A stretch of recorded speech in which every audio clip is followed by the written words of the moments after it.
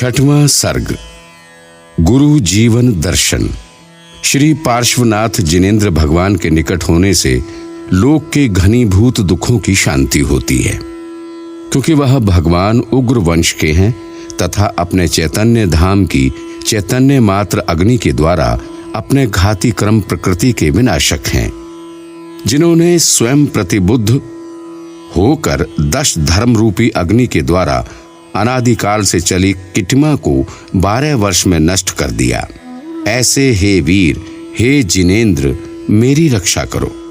पूर्व में अर्जित मेरे पाप कर्म से किसी व्यक्ति के द्वारा मेरा प्रयास नष्ट किया गया, फिर भी मैं अपने कार्य से विराम नहीं लूंगा। अर्जुन अपने उत्कृष्ट लक्ष्य से स्खलित कैसे हो सकता है? ना कोई दुर्जन है, ना कोई सज्जन है, और ना कोई अपना है। इस प्रकार जो व्यक्ति सभी में समता चारित्र को धारण करता है, वह मुनि है। उस मुनि के लिए दुख सुख रूप कहा जाने वाला विधि का विधान क्या करे? अर्थात जो समभाव धारण करता है, उस मुनि के लिए दुख सुख कोई वस्तु नहीं है। दीपक का नाश हो जाने पर प्रकाश का नाश नहीं हो जाता है।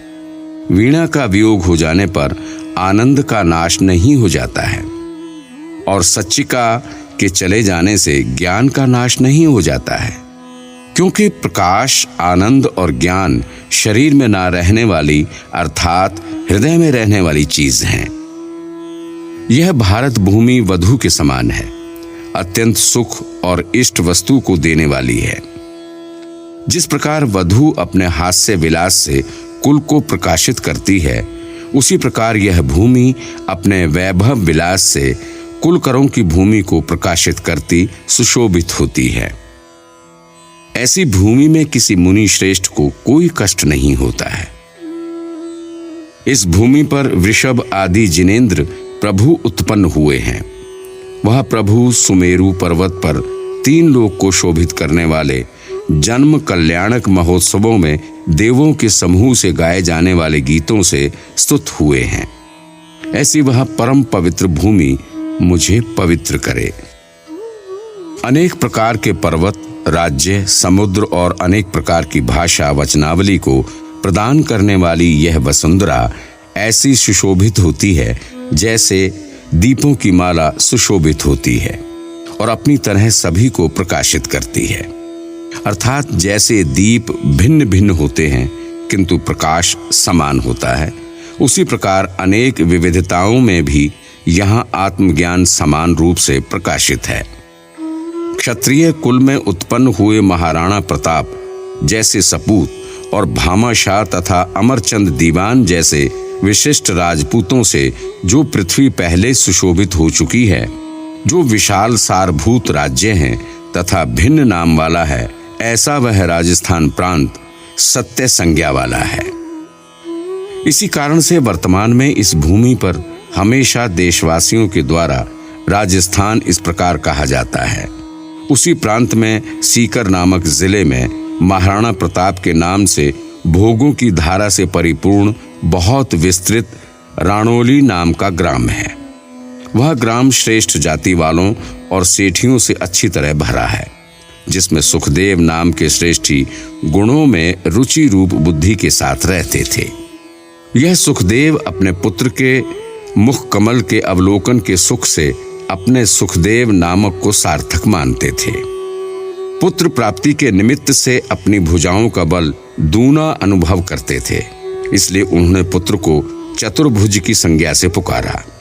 देह की वृद्धि के साथ पुण्य रूपी देह की वृद्धि वाले चतुर्भुज ने समय समय पर स्त्री, धन और वैभव का आश्रय लिया था। श्रीमान चतुर्भुज की भुजाओं में रमण के स्थान को प्राप्त, जिनकी स्त्री सौभाग्यवती घृतवरी थी, इन दोनों के पांडु के पुत्र की तरह प्रपंच से रहित 5 पुत्र उत्पन्न हुए, और 6वां पुत्र जन्म होने पर मरण को प्राप्त हुआ। धर्म, धन और काम पुरुषार्थ में परायण उस दंपति के काम पुरुषार्थ के फल से बाल भानु के समान लाल पीली कांति युक्त भाल वाला अपने गोत्र से खंडेलवाल छगनलाल नाम का पुत्र जन्म लिया। 2 वर्ष के बाद प्राप्त हुए पुत्र रूपी धन के क्षेम भावना के साथ एक कुशल राजा की तरह नए पुत्र युगल के संयोग को भी सुखदेव ने प्राप्त किया। प्राप्त हुए धन की रक्षा करना राजा की नीति होती है। उसी की यहाँ उपमा दी। जन्म के क्षण से ही यह दोनों पुत्र क्षण भर में नष्ट होने वाले इंद्रधनुष की तरह लोगों के मानस में मृत प्राय प्रतीति में आए। स्थानीय प्रबुद्ध नगर वैद्य के द्वारा उपचार किए जाने पर कुछ संज्ञा को दोनों पुत्र प्राप्त हुए। ऐसा जानकर माता पिता के मन में उल्लास की प्राप्ति हुई। बंधु संबंधी आदि जनों के द्वारा किए गए अनेक प्रकार के मंत्र स्तोत्र आदि के द्वारा भी उनमें से एक पुत्र मरण को प्राप्त हो गया। पूर्व जन्म में किए पुण्य के योग से दूसरा पुत्र आयुष्मान हुआ। सत्य ही है, आपस में साथ रहने वाला, साथ में भोग करने वाला सहयोगी एक समान आयु वाला हो, फिर भी भावों के अनुसार पाप पुण्य के फल का ही जीव अनुभव करता है। इसलिए मोह को छोड़कर जिन धर्म को धारण करो, निदान शल्य को छोड़कर मृत्यु को प्राप्त करो। धर्म के बिना मन के परिताप की शुद्धि नहीं होती है। शुद्धि के बिना बुद्धि इस पृथ्वी पर सुख को प्राप्त नहीं करती है। समान अंतर से बढ़े हुए दो बालों की तरह बालकों में एक बालक नष्ट हो गया। इधर गौरवर्ण भासुरदेह कमल के समान बड़ी आंखों वाला दूसरा पुत्र पूर्व भव में अर्जित पुण्य के फल के कारण इस संसार को देखने लगा। सब कुछ नष्ट होने से जो बच गया वही ठीक है। इस प्रकार दंपति ने संतोष की श्वास ली, क्योंकि इस संसार में वस्तुतः ना कहीं दुख है और ना कहीं सुख है। प्राप्त वस्तु के वियोग होने पर दुख और पुनः उसी का संयोग होने पर सुख हो जाता है। कहीं भी किसी वस्तु का ना नाश होता है और ना किसी वस्तु का आगमन होता है। यह आना जाना तो गेंद का किसी अन्य के हाथ से अपने हाथ में आ जाने की तरह है। प्रौढ़ व्यक्ति क्रीड़ा में आसक्त बालकों को देखकर उन्हें खेलने से रोकता है। उन्हीं व्यक्तियों की विषय क्रीड़ा को जानकर उन्हें यहाँ कौन समझाए। इस प्रकार विचार करने पर भी भाग्य देवता के प्रताप से बाकी बचा हुआ अपने हृदय का टुकड़ा ही हो। इस तरह देखकर स्नेह भार से सहित होने के कारण पिता शोक की खिन्नता को दूर करने के लिए समर्थ हुए। बालक के मुख से निकली हुई रुदन की लगातार ध्वनि को सुनकर दुग्धपान के समय झरते हुए अकृत्रिम स्नेह की धारा से जिनके शरीर में रोम हर्ष कंटक उठ रहे हैं, ऐसी वह माँ समस्त दुखों से रहित शरीर वाली हुई। तभी जन्म महोत्सव के आनंद से भरे हुए सगे संबंधी हृदय में उल्लास को धारण कर लिए। मस्तक पर रखे गए घृत के लेप से और गोरोचन से युक्त कंठ भाग से बाल रक्षा विधि की गई। कपोल के मध्य काला बिंदु लगाकर पर दृष्टि लगने से रक्षा की गई। भविष्य में होने वाले सभी उपद्रवों का नाश करने के लिए श्री शांतिनाथ तीर्थंकर विधान की ध्वनि गूंजी और भुजाओं में मंत्र लिखे पट्ट को बांधने से वह शिशु परिपुष्ट को प्राप्त हुआ। शरीर के लक्षणों से वह पुत्र द्वितीय होता हुआ भी अद्वितीय दिखाई देता था। उसके बाद नाम संस्कार विधि में भूरामल इस नाम से कहे गए। कुछ दिनों में भद्रा तिथि में उदित हुए चंद्रमा की कलाओं की वृद्धि की तरह धूली धूसर क्रीड़ा, स्खलद गति से चलना, ऊपर मुख किए सोना, खिले हुए मुख कमल आदि को करता हुआ वह पृथ्वी पर आनंद को बढ़ाता हुआ वृद्धि को प्राप्त हुआ। घर में ही माँ ने व्यंजन, स्वर, गणित आदि प्रारंभिक ज्ञान की शिक्षा दी। फिर भी विद्यालय में बालक का प्रवेश केवल प्रमाण पत्र के लिए था। प्रतिदिन देवाधिदेव के प्रतिबिंब का दर्शन करने से बढ़े संस्कार के कारण मन में परोक्ष में भी भगवान का बिंब संक्रमित होता था। सुख से बीता हुआ काल निमेष की तरह लगता है। इस नीति के अनुसार भूरामल माता पिता भाई परिवार जनों से लालित पालित हुआ और 10 वर्ष एक निमेष की तरह व्यतीत हो गए। जब हमेशा महापुरुषों के जीवन में एक रूपता नहीं रहती है, तो फिर क्षुद्र जीवों के जीवन में एक रूपता क्या हो सकती है। इस प्रकार का उपहास करता हुआ ही मानो काल आ गया। वियोग और संयोग से उत्पन्न कार्य के धारी संसारी जीव के दिन हमेशा एक से नहीं रहते हैं। कभी घी मिलता है तो कभी चना मिलता है, कभी दोनों ही नहीं मिलते हैं। धुरा क्रम से सब कुछ क्षणिक होकर चलता है। भूरामल जब जन्म से 10 वर्ष के हुए तो पिता के वियोग से उन्हें दुख की प्राप्ति हुई। सुख की प्राप्ति के समय पर ही वियोग को भोगना पड़ा। ठीक ही है, दाह के आने पर काक के गले में रोग हो जाता है। कुल की वृद्धि करने वाले तब 10 वर्ष के समयांतराल में 2 पुत्र हुए थे। इधर पुत्र का जन्म हुआ और इधर पिता यम के मुख में चले गए। इस प्रकार हो जाने पर भ्राता समूह के हृदय में चिंता हो गई कि हम 5 का सुख से परिपालन कैसे होगा। जीविका का आश्रय शीघ्र ही नष्ट हो जाने पर बड़े भाई के हृदय में चिंता हुई। क्योंकि घर का पालक जो था वह ही मृत्यु को प्राप्त हो गया, तब मुझ अभागे के जीवन से क्या। हाँ, सभी आत्माओं में एक जिजीविषा ही सबसे बढ़ के देखी गई है। प्राणों को छोड़कर कोई भी किसी दूसरे में स्नेह का अनुबंध नहीं करता है। मेरे हृदय में यह बात स्पष्ट प्रतीत हो रही है कि स्नेह के बंधन में यह लोक स्वार्थ के लिए ही प्रवृत्ति करता है। विशेषार्थ, किसी के स्नेह में कोई भी अपने प्राणों को नहीं छोड़ता है, क्योंकि सबके भीतर सबसे बड़ी इच्छा जीने की इच्छा होती है। अनादि संसार से मूढ़मति की यह प्रवृत्ति मिथ्या रूप है और व्यवहार से है। मोह से अभिभूत होने से यह प्रवृत्ति सुख का आभास देती है। विषयों में यह संलग्नता त्याग करना बहुत कठिन है। वृक्ष के नष्ट हो जाने पर बंदर की तरह सुखी कैसे हो।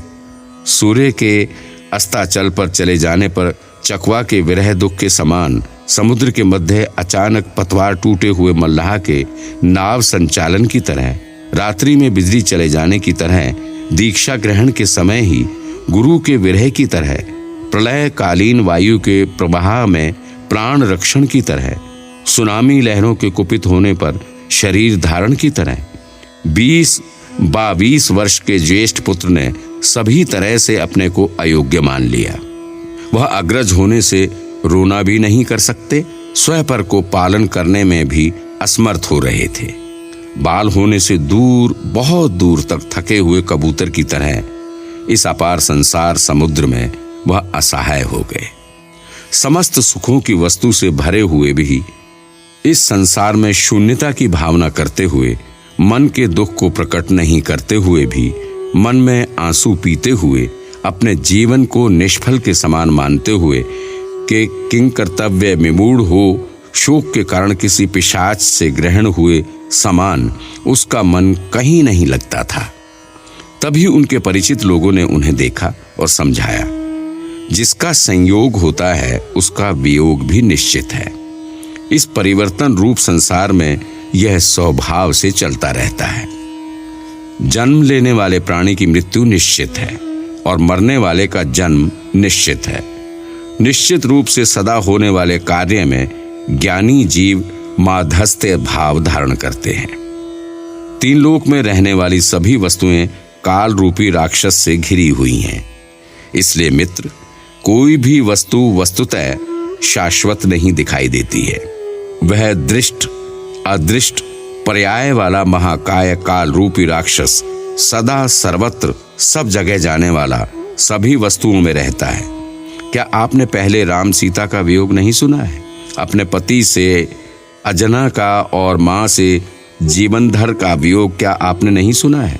प्राणी का वियोग हो जाने पर और अपनी इष्ट वस्तु के नष्ट हो जाने पर श्रेष्ठ बुद्धि वालों को वही भावना करनी चाहिए जिससे मन शोक से व्याप्त ना हो। जो शोक करने लायक नहीं है उसका तुम शोक करते हो। इस लोक की मूर्खता पर शोक क्यों नहीं करते हो, जिससे ये संसारी प्राणी बार बार दुख को प्राप्त करता है। जिसका मन शोक से व्याप्त है उसका शरीर नष्ट हो जाता है। देह के नष्ट हो जाने पर सुख कैसे हो?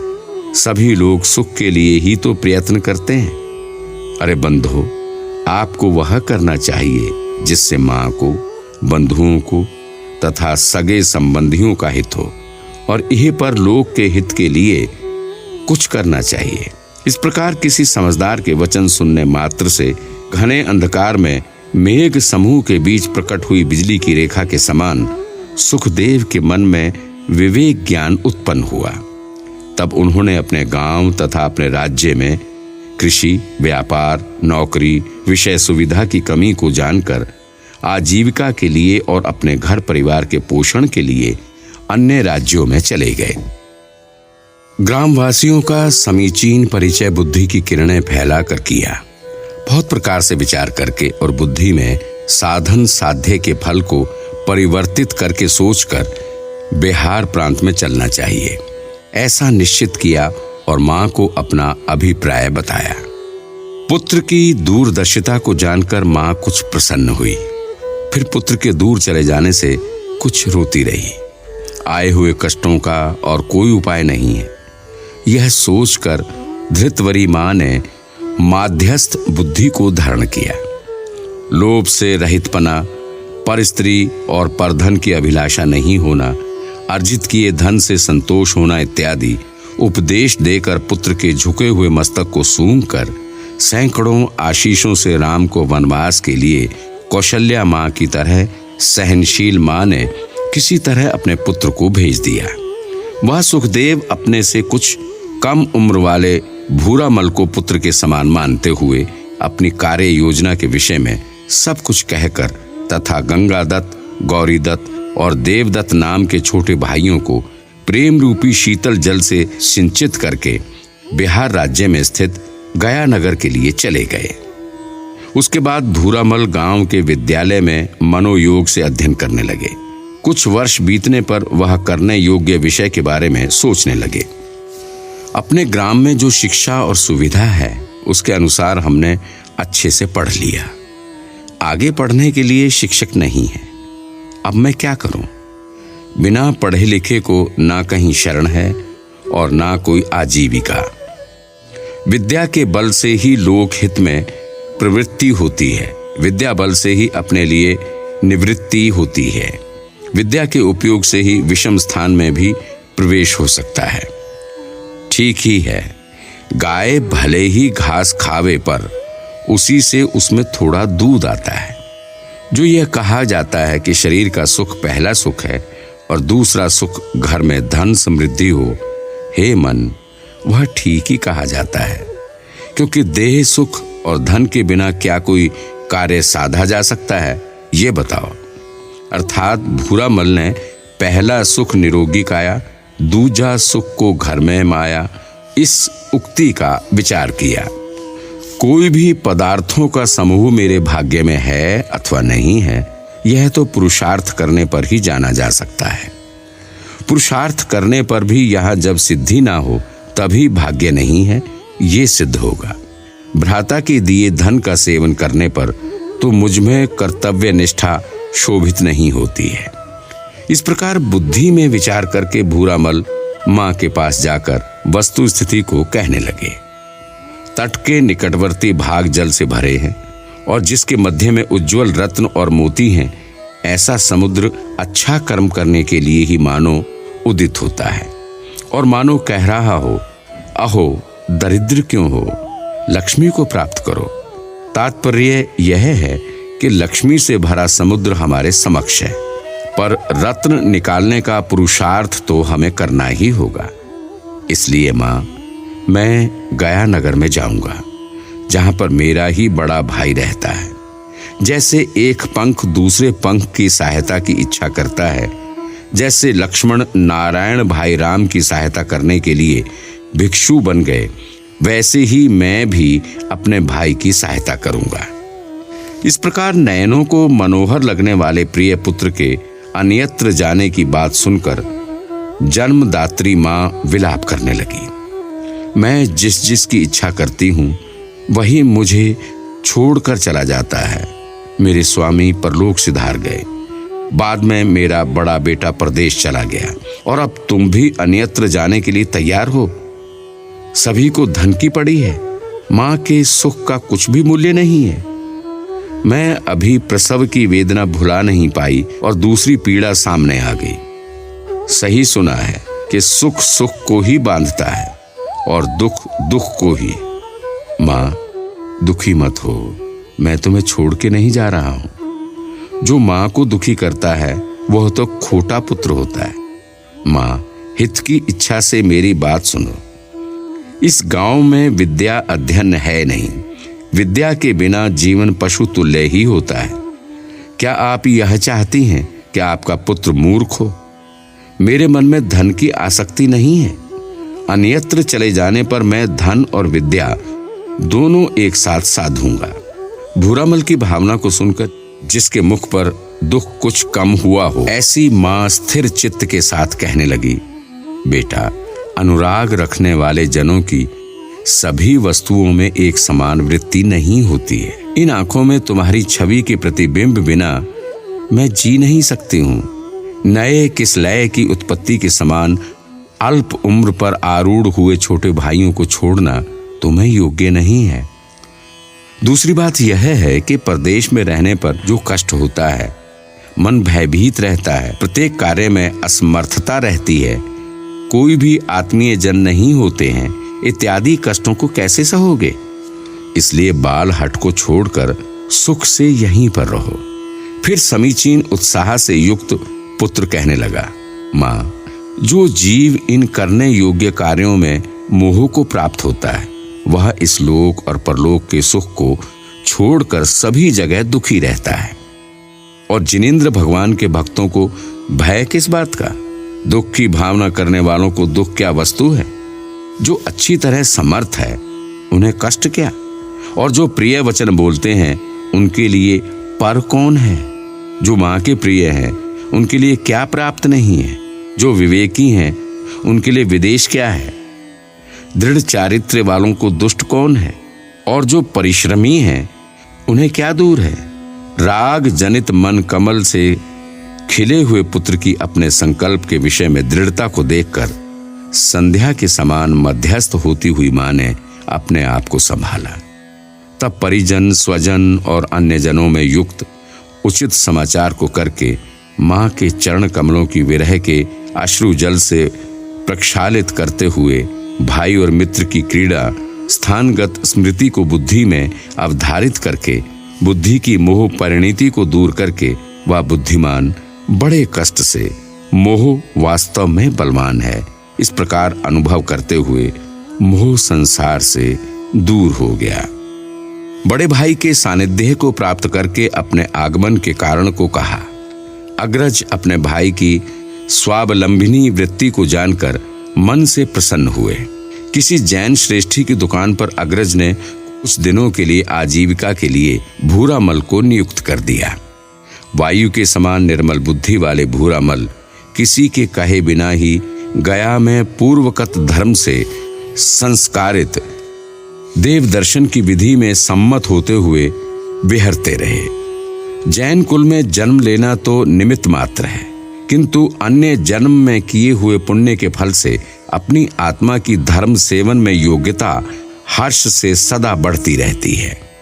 बड़े हुए जन्म रोग की औषधि देव पूजन, दान आदि 6 प्रकार की है। उसके अनुरूप जीविका की कला सेवन करना चाहिए। यदि औषधि नहीं है तो खुजाने से कुछ फल नहीं है। सज्जनों की क्रिया समीचीन आचरण में रमण करना है और दुर्जनों की बुद्धि से दुष्चारित्र में रमण होता है। श्रेष्ठ जन सज्जनों के मत का ही आचरण करते हैं। लोकमान्य तिलक के विषय में कोई तर्क नहीं होता है, अर्थात जो पुरुष लोकमान्य होता है उसके विषय में कोई विचार नहीं करता है।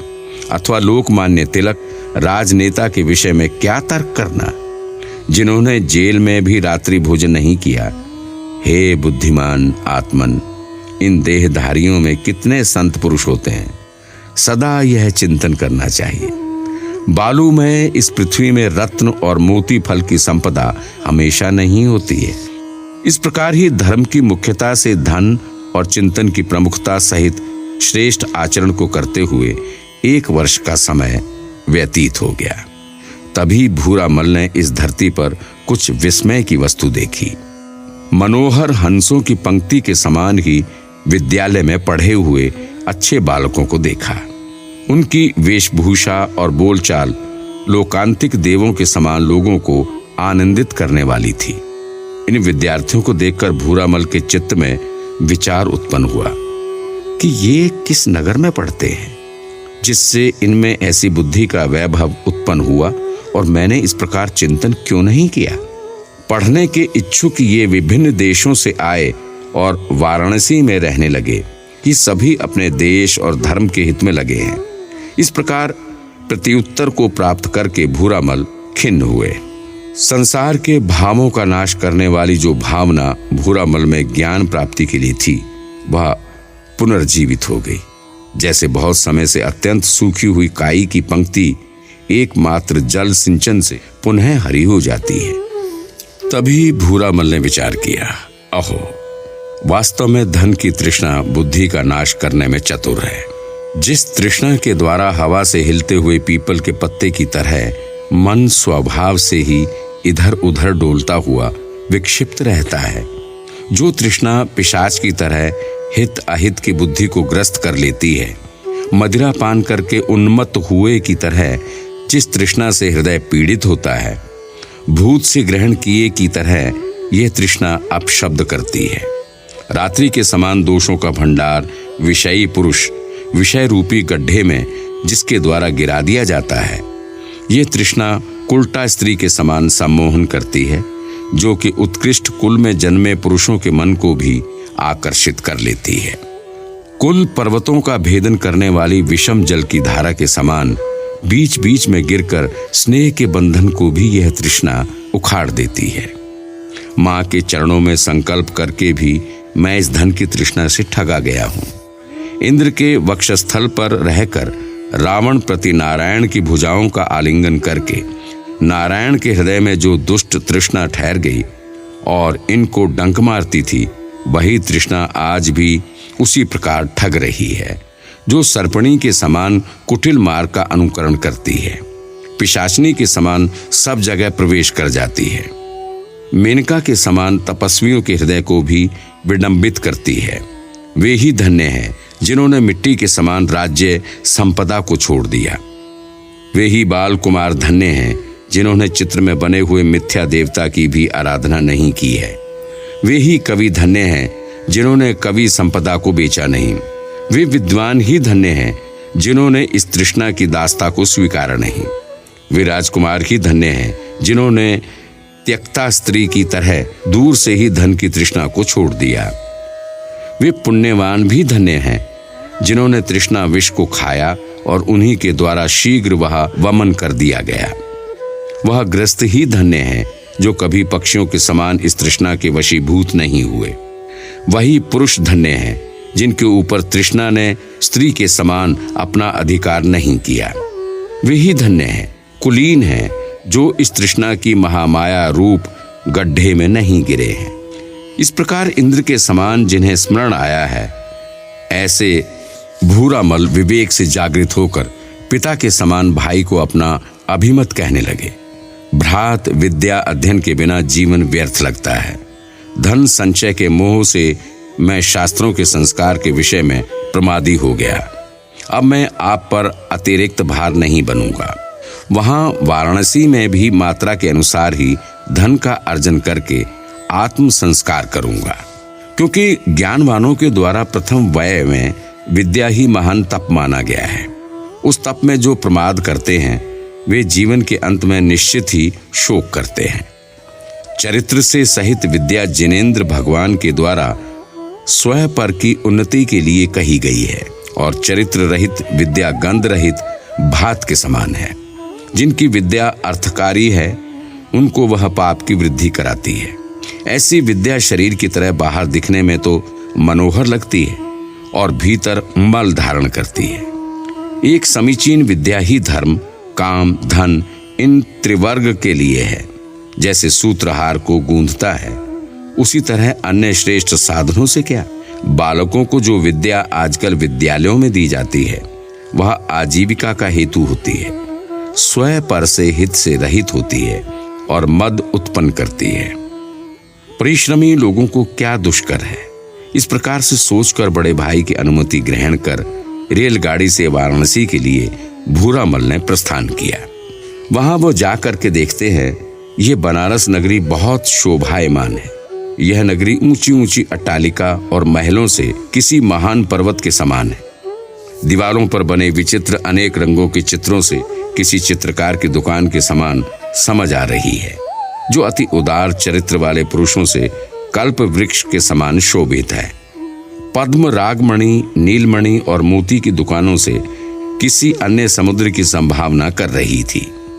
23वें तीर्थंकर की जन्मस्थली पहले की तरह आज भी मन को आनंद देने वाली है, जो समुद्री तट के उमड़ते हुए तट की तरह, किसी भील की बस्ती की तरह आपूरित दिशाओं के द्वारा दिखने में आ रही है, जो जिनालयों की ऊंचाई से मानो वह जिनवर प्रणीत धर्म का ही अतिशय रूप से बखान कर रही है, जो महाप्रवाह से भरे हुए अनेकांत रूपी तरंगों के द्वारा उत्कृष्ट जिन तीर्थ के अनादिकालीन प्रवाह को कह रही है, जहां कंठगत हार से युक्त स्त्रियों के मुख नक्षत्र समूह से युक्त रात्रि की तरह शोभित हो रहे हैं।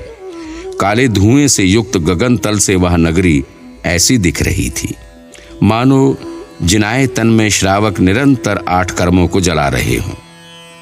वह नगरी अनेक कुटिल मार्ग से युक्त होते हुए भी अच्छी तरह देखने में आती है। इस विरोध का परिहार यह है कि वह नगरी अनेक प्रकार के कुटिल मार्ग अर्थात गूढ़ गलियों से सहित थी। वह नगरी अनेक सर्पों से युक्त होकर भी छिद्र रहित थी। जहाँ सर्प बहुत होते हैं वहाँ बहुत से बिल होते हैं। इस विरोध का परिहार यह है कि वह नगरी भोगी अर्थात भोगी व्यक्ति से सहित है। वह नगरी विलासिनी होते हुए भी अन्य पुरुष में कामुक नहीं थी। इस विरोध का परिहार यह है कि वह विलासिनी अर्थात वैभव संपन्न थी। वहां अनेक प्रकार के चित्रों वाली भूमि होते हुए भी किसी अन्य को विभ्रम उत्पन्न नहीं करती थी। इस विरोध का परिहार यह है कि वहां की भूमि विचित्र अर्थात अनेक प्रकार की थी। वह नगरी अनेक प्रकार के चरित्र वाले लोगों से आचरित होने पर सदा सबके लिए स्वीकार्य थी। जिसका चरित्र स्थिर नहीं होता है वह किसी के द्वारा स्वीकार्य नहीं होता है। इस विरोध का परिहार यह है कि वह नाना चरित्र अर्थात भिन्न भिन्न प्रकार के चारित्र वाले लोगों ने यहाँ आचरण किया है। बहुत प्रकार के भोगियों का स्थान होकर भी इसका चरित्र अखंडित है। इस विरोध का परिहार यह है कि वह नगरी अनेक भुजंग अर्थात सर्पों का स्थान थी। वह नगरी दोषों से भरी होकर भी गुणों का आधार थी। इस विरोध का परिहार यह है कि वह रात्रि में और अधिक सुशोभित होती थी। वह पति रहित होकर भी सौभाग्यवती थी। इस विरोध का परिहार यह है कि वह पति अर्थात राजा से रहित होकर भी भाग्य संपन्न थी। वह पुष्पवती होकर भी स्पर्श योग्य थी। इस विरोध का परिहार यह है कि वह पुष्पवती अर्थात फूलों से सहित थी। निरंतर दान रूपी जल वाली स्थली होकर भी कलंक सहित। इस विरोध का परिहार यह है कि निरंतर मद को बहाने वाले हाथी से सहित स्थल होने से वह कलंक कीचड़ से सहित थी।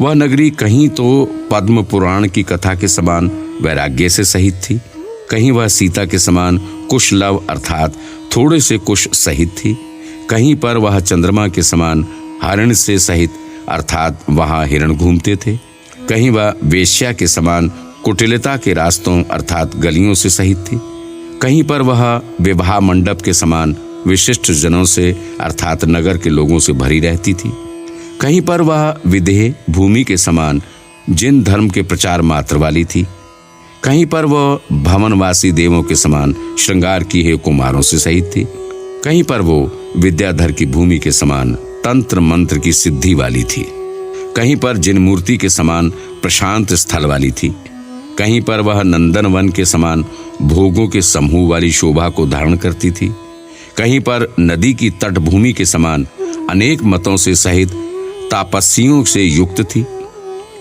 ऐसी वह वाराणसी नाम की नगरी अत्यधिक शोभती थी, जहां पर 2 जिनेंद्र प्रभु पार्श्वनाथ एवं सुपार्श्वनाथ का जन्म हुआ था, जहां पर इन्हीं पूज्य जिनेंद्रों के तप कल्याणक की पूजा की गई थी, जिसके बहुत पास में ही सिंहपुरी में श्री श्रेयांसनाथ भगवान तथा चंद्रपुरी में श्री चंद्रप्रभ भगवान का गर्भ, जन्म, दीक्षा, ज्ञान कल्याणकों के अतिशय प्रमुख इंद्रों के द्वारा बहुत अतिशय रूप से संपन्न हुए थे।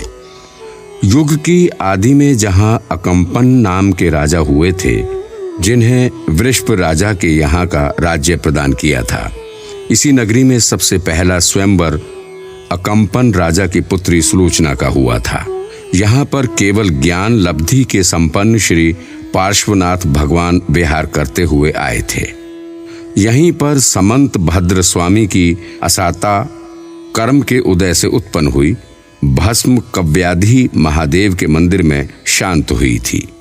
यहाँ आज भी गुदौलिया मार्ग में एक शिवालय में फटे महादेव इस नाम से प्रसिद्ध खंडित शिव पिंड रखा हुआ है, जो कि 50 वर्ष पहले समंत भद्रेश्वर मंदिर के नाम से प्रसिद्ध था। ऐसी प्रसिद्धि है।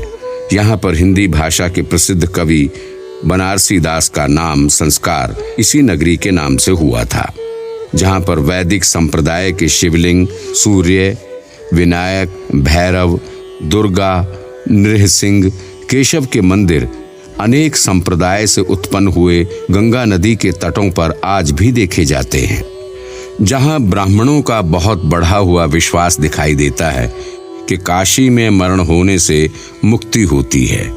जहाँ पर ब्राह्मणों की यह भी प्रसिद्धि है कि 7 महास्थानों में काशी प्रधान है, क्योंकि यहाँ त्रिशूल के ऊपर शिवजी बैठे हैं। यहीं पर तुलसीदास ने 80 घाट पर रामायण की रचना की और शरीर को छोड़ा। यहाँ पर गंगा और जमुना नदी का प्रेम प्रवाह 2 सखियों के मिलन की तरह प्रवाहित होता है।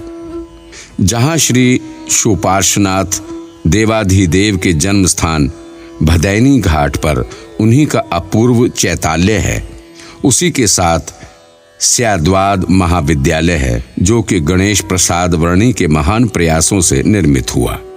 उसमें अनेकांत ज्योति को प्रकाशित करने वाले प्रकाश की अनेक किरणों की तरह सभी विषय पढ़ने की सामग्री सहित पुस्तकालय उपलब्ध है। इस प्रकार भूरामल उत्कंठित बुद्धि से उस नगरी के तोरण द्वार पर आ गए, जो द्वार अपने वैभव से सुशोभित है। वह अपनी दृष्टि से प्रतीक्षा करते हुए इस तरह प्रसन्न थे, जैसे कि कोई 5वीं कर्ण लब्धि से विशुद्धि को प्राप्त जीव सम्यक दर्शन से प्रतीक्षित हुआ प्रसन्नता को प्राप्त होता है। जैसे सम्यक दर्शन के साथ उसी क्षण समग्र ज्ञान की दशा उत्पन्न हो जाती है, उसी प्रकार वह विद्यालय में प्रवेश थोड़े से प्रयास से प्राप्त कर लिए, मानो अन्य जन्म में इसके लिए वह प्रयास कर चुके हों। गंगा नदी के तट पर कपड़े बेचकर वह श्रावक सम्यक दर्शन के अनुरूप स्वावलंबन वाली प्रवृत्ति को प्राप्त करके अपने शरीर के लिए आवश्यक साधन सामग्री प्राप्त कर लेते थे। जहाँ प्रत्येक वस्तु को लेने के लिए बहुत धन लगता है, ऐसे प्रदेश में भाई का निर्वाह कैसे होगा? ये सोचकर ही बड़े भाई ने छोटे भ्राता भूरामल के लिए धन भेजा। भूरामल ने बड़े भाई को सूचना दी कि आप मेरे विषय में चिंता ना करें, अपितु घर के बारे में सोचें। भूरामल का लक्ष्य मात्र विद्या ग्रहण करने का था। वह प्रतिदिन गमछों की एक गड्डी बेचकर न्यायपूर्वक अपनी आजीविका के द्वारा और जिनेंद्र प्रभु के दर्शन, पूजन आदि विधि से अपने गुरुजनों के प्रति विनय से युक्त हो न्याय, व्याकरण, छंद शास्त्र, नीति शास्त्र, धर्म शास्त्र और साहित्य का प्रतिपादन करने वाले समस्त शास्त्रों का अध्ययन कर लिए।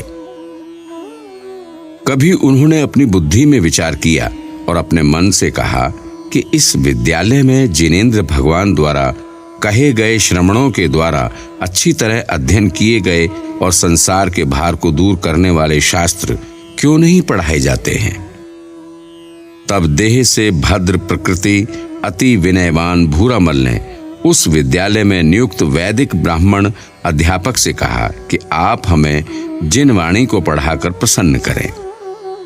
अन्य समस्त ज्ञान के लिए शास्त्र के समान जिनेंद्र देव के ही शास्त्रों में ही आग्रह को देखकर अध्यापक ने क्रोध के साथ कहा कि तुम्हारे मत में कितने से ग्रंथ हैं और उनमें से भी कितने प्रसिद्धि प्राप्त हैं। तुम्हारे यहाँ ना छंद शास्त्र हैं, ना काव्य शास्त्र हैं, ना न्याय शास्त्र हैं और ना शब्द शास्त्र हैं।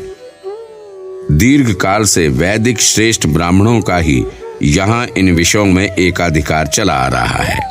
जब भूरामल ने इन कठोर वचनों को सुना जो उनके कोमल हृदय में विष बाण के समान लगे, यद्यपि इन वचनों से उन्हें खेद उत्पन्न हुआ, फिर भी गुरु की अभिनय करना निश्चित ही शिष्यता नहीं है। ऐसा सोचकर उन्हें कुछ भी प्रत्युत्तर नहीं दिया।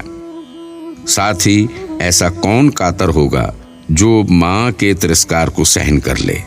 इस प्रकार सोचकर श्रुत भक्ति में परायण तेजस्वी भूरामल ने उसी क्षण संकल्प लिया कि मैं जैन शास्त्रों के महात्म्य को प्रकट करूंगा। मैं जैन शास्त्रों के पाठ्यक्रम के विषय में लगाऊंगा और मैं जैन शास्त्रों का विस्तार करूंगा। स्याद्वाद महाविद्यालय में पंडित वंशीधर, पंडित गोविंद राय, तुलसी राम आदि भूरामल के सहपाठी थे। ये तथा अन्य भी लोग उस समय उपाधि प्राप्त करने के लिए अनेक परीक्षाओं को उत्तीर्ण करने में लगे थे। उन श्रेष्ठ लोगों ने भूरामल को भी प्रेरित किया कि तुम्हें अनेक परीक्षाएं देनी चाहिए। उपाधि के भार से सहित बुद्धिमान लोग महान अभिमान और धन में तत्पर रहते हैं। वही विद्या पवित्र है जो हृदय ग्राही होती है और उसकी प्राप्ति उपासना पद्धति से की जाती है। अरे, जिनेंद्र भगवान के सिद्धांत में ये कहा है कि वचन उद्देश्य मूलक होते हैं। इसलिए उद्देश्य के और युक्ति के साथ मैं यहाँ अपनी इच्छा अनुसार चलूंगा, अर्थात अपनी इच्छा के अनुरूप शास्त्र अध्ययन करूंगा। पहले जो शास्त्र पढ़ना शुरू किया है उसके सार को पूर्ण रूप से प्राप्त करके ही उसके बाद अन्य शास्त्र को ग्रहण करूंगा, क्योंकि एक को साध लेने पर सभी की सिद्धि हो जाती है। इस प्रकार के विचारों की परंपरा भूरामल के मन में स्वयं उत्पन्न हुई। आत्मा में यह वैचारिकी परिणति ही उसका विधाता है। जैसे सूर्य किसी के कहे बिना स्वयं उदय को प्राप्त होता है, उसी प्रकार महान व्यक्ति भी किसी के कहे बिना करने योग्य कार्य में लग जाते हैं। बहुत कम समय में ही शास्त्रीय परीक्षा का फल देने वाला अध्यापन कार्य भूरामल पंडित ने पूर्ण कर लिया और वह शास्त्री की उपाधि से अलंकृत हो गए। उस समय कोई छात्र प्रतिदिन लगभग 20 श्लोक याद कर लेता था और भूरामल 7-8 श्लोक ही याद करते थे। फिर भी प्रतिभाशाली को दूसरे से ईर्ष्या कदापि नहीं करना चाहिए। इस प्रकार सोचकर वह अपने लक्ष्य में चित्त को लगाए रखे। प्रत्येक विषय में ज्ञान की क्षयोपशम दशा भिन्न रूप से रहती है।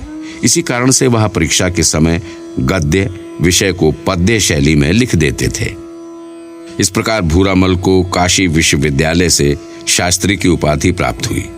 अपने अनुरूप विचार वाले सहपाठियों के सहयोग से उस समय जो जैन ग्रंथ प्रकाशित थे उन्हें पंडित भूरामल ने काशी विश्वविद्यालय में तथा कलकत्ता से होने वाली परीक्षा के पाठ्यक्रम में जोड़ दिया। यद्यपि अध्यापक उस समय सहज रूप से जिनेंद्र देव प्रणीत शास्त्रों को नहीं पढ़ाते थे, फिर भी वह सदा जिन प्रणीत शास्त्र ही पढ़ते थे। पंडित उमराव सिंह जी भूरामल के अनन्य सहयोगी थे। वह अध्यापक पद पर नियुक्त थे और अपने पुण्य के नियोग से पुण्यशाली विद्यार्थियों को पढ़ाते थे। भूरामल धनार्जन के लिए व्यर्थ में अपने समय रूपी धन को गंवाते थे। ऐसा विचार करके कभी उन्होंने भूरामल को कहा, भो, आप जैसे बुद्धिमान पुरुष को धन के लिए किस लिए कष्ट उठाना, जबकि विद्यालय में छात्रवृत्ति की सुविधा है। भूरामल ने अपने मन में विचार करके कहा, आपकी मुझ में जो कृपा भावना है वह मेरे मन को छूती है। फिर भी धन अर्जन से अपने लिए व्यय करने के बाद जो बचता है वह मैं मां के लिए भेज देता हूं। इस प्रकार दोनों कार्य सध जाते हैं। यह सुनकर भूरामल की स्वावलंबन की वृत्ति की और मातृभक्ति की गुरु उमराव जी ने अपने मन में प्रशंसा की। जब उमराव सिंह ने 7 प्रतिमा के व्रत अंगीकार किए तब समाज के लोगों ने उनको ब्रह्मज्ञानानंद के नाम से बुलाया। कृतज्ञता गुण से निर्मल मन वाले भूरामल ने कभी भी अपने शिक्षा गुरु का पवित्र नाम नहीं भुलाया। इस प्रकार लगभग 10 वर्ष तक पंडितों की नगरी वाराणसी में अपने लक्ष्य को प्राप्त करके पंडित भूरामल जी ने वहां से प्रस्थान किया। तपे हुए स्वर्ण की कांति के समान पीत वर्ण दे मनोहर विद्या के ग्रहण से पृथ्वी के आभूषण तथा संस्कार युक्त होने से दोष रहित भूरामल अपने इष्ट वैभव को प्राप्त करके आनंदित थे। बाण कवि के समान जिनका विद्या अर्जन करने का प्रण पूर्ण हो गया है, संपूर्ण शास्त्र समुद्र की भाव रूपी लहरों से पार गए, वह पंडित भूरामल आकाश के समान निर्लेप हो मां के प्रेम की स्मृति आने से घर वापस आने के लिए उद्यत हुए। सूर्य की किरणों के समान इस कवि का प्रकाश धरती पर दूसरों के लिए था और अध्यात्म में साम्य को धारण करते थे। साहित्य, न्याय, प्रमाण, शब्दानुशास्त्र और अन्य काव्य सार को पढ़े हुए तथा गुणों से देह वैभव की सहितता को देखकर नव यौवन रूपी लक्ष्मी ने उन पर साम्राज्य प्राप्त कर लिया था। ललाट पर खिंची रेखाओं के छल से बुद्धि रूपी लक्ष्मी ने उनकी देह पर अपना अधिकार करके शोभा प्राप्त की थी। रोम समूह की पंक्ति के छल को मानो यौवन रूपी लक्ष्मी ने उनके शरीर में प्रवेश कर लिया था। मंगल कार्य करने वाली सरस्वती पंडित भूरामल के प्रकृष्ट गुणों की अभिलाषणी हो गई थी। उस सरस्वती ने उनके ओठ के नीचे तिल का निशान बनाकर अपना स्थान बना लिया था और वह सरस्वती शीघ्रगामी होने पर भी उनके कंठ में नहीं गई, अर्थात वह देवी उनके होठों पर सदा विराजमान रहती थी। चूंकि सरस्वती ने अपने श्रेष्ठ लक्षणों से पंडित भूरामल को ग्रहण कर लिया था। लक्ष्मी उनमें रति भाव को धारण करती थी, फिर भी उसने उनका वर्ण नहीं किया था। वह लक्ष्मी उन्हें अपनी आंखों से दूर से ही देखती थी, क्योंकि स्त्रियों में ईर्ष्या का भाव सहज ही होता है। पति के वियोग और पुत्र के विरह से अपनी वियोगिनी मां को, जो कि असमय ही बुढ़ापे में ग्रसित हुई दिख रही थी, ऐसी मां की चरण वेदिका को अश्रुपूरित नेत्रों के जल से भूरामल ने प्रक्षालित किया था। उस समय पंडित भूरामल जी कसौटी पर कसे हुए सफेद स्वर्ण की आभा के समान भाई और मां के प्रति प्रेम का उल्लास प्रकट किए थे। सघन मेघों की घटाओं को देखती हुई मयूरी के समान मां हर्ष के अतिरेक से खिले हुए नयन कमलों से बहुत देर तक अपने पुत्र को देखती रही। अपने छोटे भाइयों की बड़ी उम्र देखकर भूरामल उन्हें सहजता से नहीं पहचान सके। कुछ ही दिनों बाद बड़ा भाई भी दूसरे राज्य में व्यापार करने से मन हटा लिए और अपने बंधुजनों के साथ कृषि व्यापार आदि कार्य करते हुए रहने लगे। बहुत वर्षों बाद अब घर में सुख शांति और हर्ष का समागम हुआ है, ऐसा मां ने अनुभव किया। जैसे जिनेंद्र भगवान के दर्शन और जिनवाणी के ज्ञान के जल कणों से सिंचन के द्वारा अपने चित्त में अलौकिक आनंद की अनुभूति उत्पन्न हुई है, उसी प्रकार करुण हृदय व्यक्ति दूसरों में ऐसा ही आनंद हो, ऐसी इच्छा करता है। इसलिए पंडित भूरामल ने विचार किया, धन, ज्ञान, जल और साधु प्रवाह से ही शुद्ध होते हैं, अन्यथा धन आदि निहार रहित भोजन की तरह कष्टकारी होते हैं। व्यामोह रूपी रोग से जो रुग्ण हैं, उन्हें धन का सेवन औषधि की तरह करना चाहिए। जिनका लक्ष्य मात्र धनार्जन होता है, वे उस अनादिकालीन रोग को बढ़ाने वाले हैं। ना मुझे विषयों में अभिलाषा है और ना मुझे धन में वांछा है। अब मैं शाश्वत सुख की इच्छा करता हूं। इन क्षण भंगुर सुखों को धिक्कार है। अधम पुरुष काम वासना की इच्छा करते हैं, मध्यम पुरुष धन की इच्छा करते हैं और श्रेष्ठ पुरुष ज्ञान की इच्छा करते हैं। वास्तव में ज्ञान ही महान व्यक्तियों का धन होता है। विद्वानों ने बालक की पहली शिक्षाशाला मां को कहा है, बाद में उत्कृष्ट संस्कार की भूमिका हित करने वाली पाठशाला है। इस प्रकार विचार करके पंडित भूरामल ने पाठशालाओं में पढ़ाना प्रारंभ किया। इस प्रकार देखकर अन्य लोगों ने भी उनसे शिक्षण प्रदान करने के लिए निवेदन किया।